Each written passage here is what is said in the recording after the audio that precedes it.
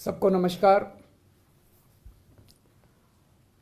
मुझ पर आरोप लगाए जा रहे हैं कि केजरीवाल फ्री की रेवड़ियां बांट रहा है, केजरीवाल फ्रीबीज दे रहा है, मुझे भद्दी भद्दी गालियां दी जा रही है, मेरा मजाक उड़ाया जा रहा है। आज मैं देश के लोगों से पूछना चाहता हूं कि मैं क्या गलत कर रहा हूं। दिल्ली के गरीबों के बच्चे, मिडिल क्लास के बच्चों को मैं सरकारी स्कूलों में शानदार शिक्षा दे रहा हूं, लेकिन फ्री में शिक्षा दे रहा हूं। मैं लोगों से पूछना चाहता हूं कि क्या मैं फ्री की रेवड़ियां बांट रहा हूं या देश की नींव रख रहा हूं। दिल्ली के सरकारी स्कूलों में 18 लाख बच्चे पढ़ते हैं।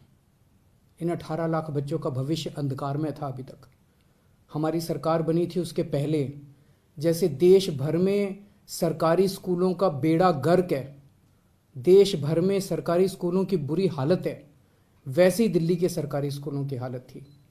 पढ़ाई होती नहीं थी, सरकारी सारे स्कूल टूटे फूटे पड़े थे, दीवारें टूटी हुई थी, छतें चू रही थी, ब्लैक बोर्ड था नहीं, डेस्क नहीं थे, नीचे बैठे रहते थे बच्चे, उनकी कोई पढ़ाई नहीं होती थी।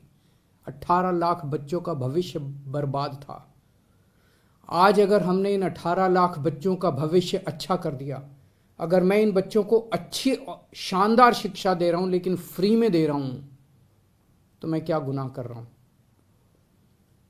सरकारी स्कूलों में पहली बार आज़ादी के बाद से पहली बार 75 साल में पहली बार 99% से ज़्यादा नतीजे आए हैं। मैं अगर अपनी बड़ाई खुद करूं तो कहा जाएगा कि केजरीवाल खुद अपनी बड़ाई कर रहा है, लेकिन नतीजे 99% से ज़्यादा नतीजे आए हैं सरकारी स्कूलों के। प्राइवेट स्कूलों को भी पीछे छोड़ दिया। पिछले कुछ सालों में 4 लाख बच्चों ने दिल्ली के प्राइवेट स्कूलों से नाम कटा के सरकारी स्कूलों में भर्ती हुए हैं। ये कोई छोटी बात नहीं है।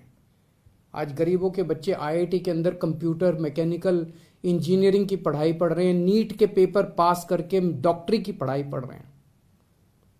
एक लड़का है गगन, उसके पिताजी कार्डबोर्ड बनाने, गत्ते के डिब्बे बनाने की फैक्ट्री में मजदूरी का काम करते हैं।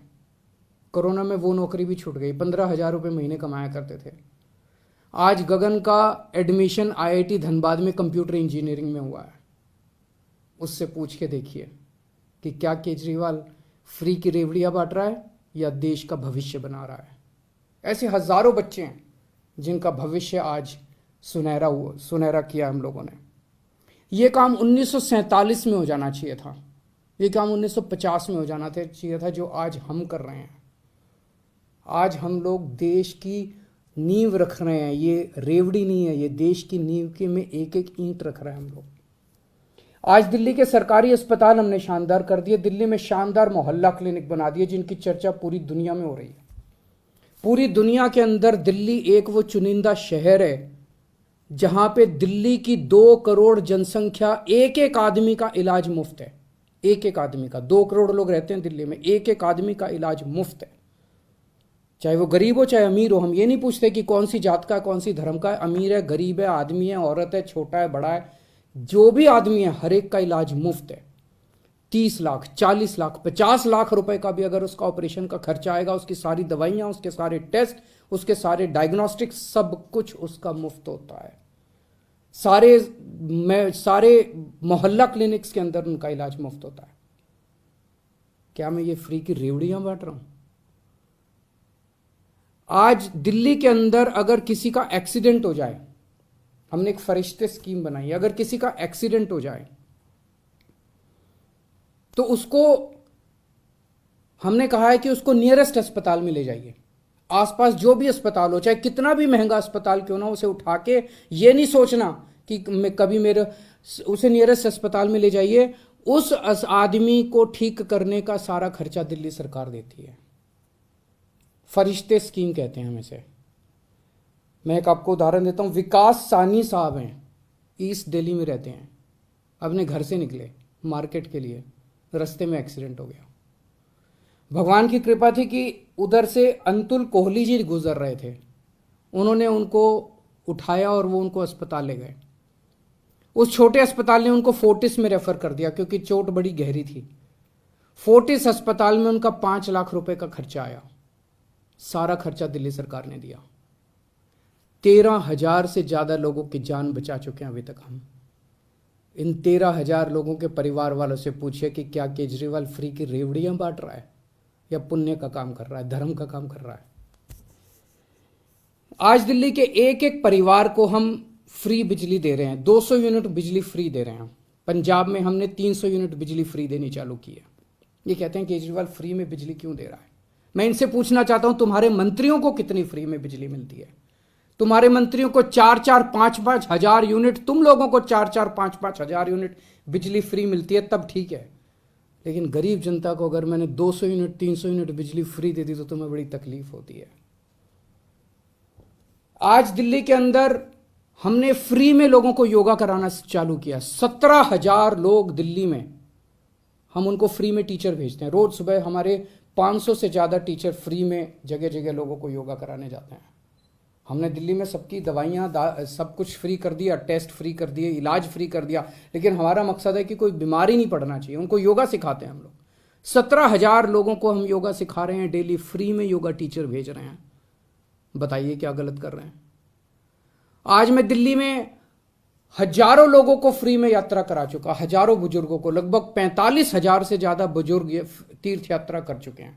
अयोध्या जी गए, हरिद्वार ऋषिकेश गए, मथुरा वृंदावन गए, शिरडी बाबा गए, रामेश्वरम जी गए, पुरी जी गए, पता नहीं कहाँ कहाँ हम लोगों ने उनको फ्री में तीर्थ यात्रा कराई है। तीर्थ यात्रा कराने का तो पुण्य होता है। और ये लोग कह रहे हैं कि ये लोग मुझे गालियाँ दे रहे हैं, कह रहे हैं केजरीवाल फ्री में रेवड़ी बांट रहा है। आज महिलाओं को हम दिल्ली में फ्री में ट्रांसपोर्ट, फ्री में उनको हम बसों में ट्रांसपोर्ट दे रहे हैं। मेरा क्या कसूर है? जो लोग मेरे को गालियां दे रहे हैं उन्होंने हजारों करोड़ रुपए खर्च करके अपने लिए प्राइवेट प्लेन खरीदा है। हजारों करोड़ रुपए खर्च करके अपने लिए शानदार हवाई जहाज खरीदे हैं इन्होंने। केजरीवाल अपने लिए हवाई जहाज नहीं खरीदता। केजरीवाल अपनी माँ बहनों का सफर, उस पैसे को बचा के माँ बहनों का सफर फ्री करता है। बताइए केजरीवाल क्या गलत कर रहा है? पढ़ा लिखा हूं मैं, इंजीनियरिंग में डिग्री करी है, मैंने अकाउंटिंग की भी पढ़ाई करी है, कानून की भी पढ़ाई करी है, और असली डिग्री है मेरी, डिग्री भी फर्जी नहीं है। सब कुछ समझता हूं। आज इतनी चीज़ें फ्री करने के बाद भी दिल्ली का बजट फायदे में चल रहा है। ये मैं नहीं कह रहा। अभी थोड़े दिन पहले सीएजी की रिपोर्ट आई है, और सीएजी की रिपोर्ट ने कहा है कि 2015 के बाद से, जब से केजरीवाल की सरकार आई है, तब से दिल्ली का बजट नफ़े में चलने लगा। उसके पहले घाटे में चलता था। तो बजट भी नफ़े में चल रहा है। कोई नया टैक्स नहीं बढ़ाया, भ्रष्टाचार खत्म कर दिया। भ्रष्टाचार खत्म करके जो इतना पैसा बचा, उससे अगर अब मेरे अपने लोगों की मैंने इतनी सहूलियतें दे दी, तो बताइए मैंने क्या गलत किया? मैं बताता हूं आपको फ्री की रेवड़ी क्या होती है, और मैं बताता हूं आपको इस देश में फ्री की रेवड़ी कौन बांट रहा है। एक कंपनी है बहुत बड़ी, उस कंपनी ने लोन लिया कई बैंकों से, खा गए वो लोन, बैंक दिवालिया हो गए, और उस कंपनी ने एक राजनीतिक पार्टी को चंदा दे दिया, कुछ चंद करोड़ रुपए का, और उस कंपनी के खिलाफ सरकार ने कोई एक्शन नहीं लिया। ये फ्री की रेवड़ी है। जब आप अपने दोस्तों के हजारों हजारों करोड़ रुपए के लोन फ्री में माफ कर देते हैं, ये फ्री की रेवड़ी है। जब आप विदेशों की यात्रा में जाते हैं और विदेशों की यात्रा के बहाने आप अपने चंद दोस्तों के लिए वहां ठेके लेते हैं विदेशी सरकारों से, ये फ्री की रेवड़ी है। आज देश में दो किस्म की राजनीति चल रही है, एक ईमानदार राजनीति, एक भ्रष्टाचारी राजनीति।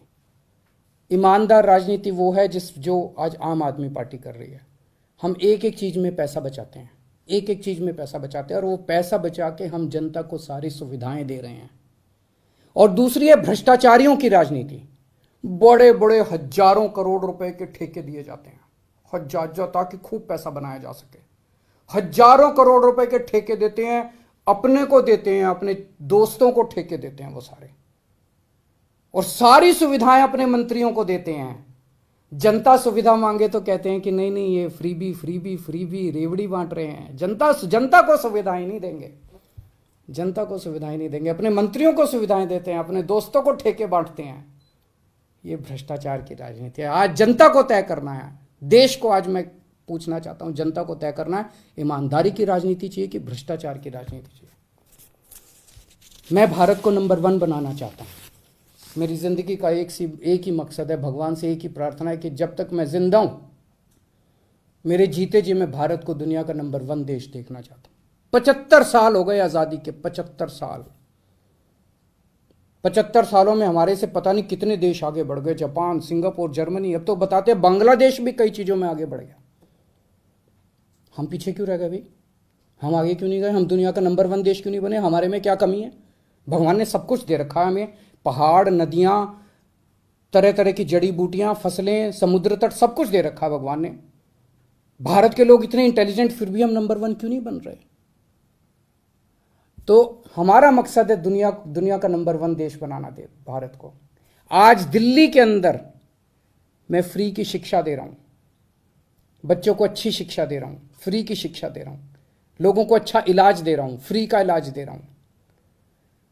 अगर कभी भगवान ने चाहा तो पूरे देश के एक एक बच्चे को हम फ्री की शिक्षा देंगे, अच्छी शिक्षा देंगे, शानदार शिक्षा देंगे। देश के एक एक व्यक्ति को हम अच्छा इलाज देंगे, फ्री का इलाज देंगे, शानदार इलाज देंगे। इससे देश की नींव रखी जाएगी। ये काम 1947 में, 1950 में हो जाना चाहिए था। और जब तक हम अपने देश की नींव नहीं रखेंगे, जब तक हमारी नींव मजबूत नहीं होगी, तब तक भारत दुनिया का नंबर 1 देश नहीं बन सकता। हम भारत के अंदर कैपेबिलिटी है, कैपेसिटी है आगे बढ़ने की, लेकिन उसके लिए हमें एक ईमानदार राजनीति की जरूरत पड़ेगी। नमस्कार।